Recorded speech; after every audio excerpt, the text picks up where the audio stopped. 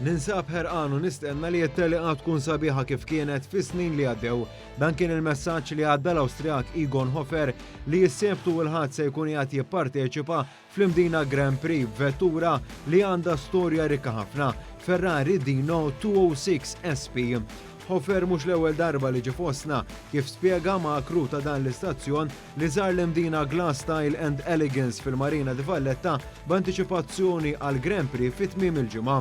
I'm here the sixth time in Malta and I love every event. It's the end of the season. Mostly the race cars are a little bit tired, but we came here, have a beautiful weather, have gentle people, incredible gentle people, and we have the surrounding and we have a very nice race. So what could one ask for more?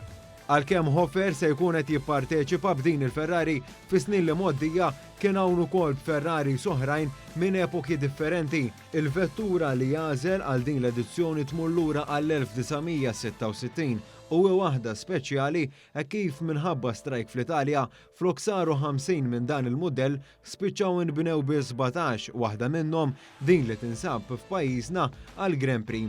Oriġinarjament dawn il-karozzi kienu nbnew biex itelqu f'serje ta' tiġrijiet.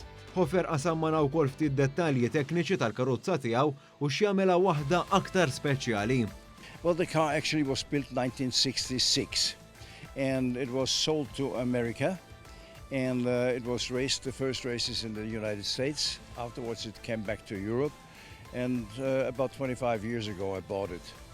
And the car has a 2-liter engine which was changed 1968 directly in the Ferrari factory to a Formula 2 engine. Dan ifisser li din il-vettura b'magna li kienet tintuża fit-tlielaq ta' preċju bħat Tasman Series u t-temporada fl-Arġentina tlaħħaq ma' 70 horsepower aktar minn dik oriġinali. Hofer ma naqasx ukoll li jsemmalna l-ħoss ta' din il-vettura speċjali u partikolari.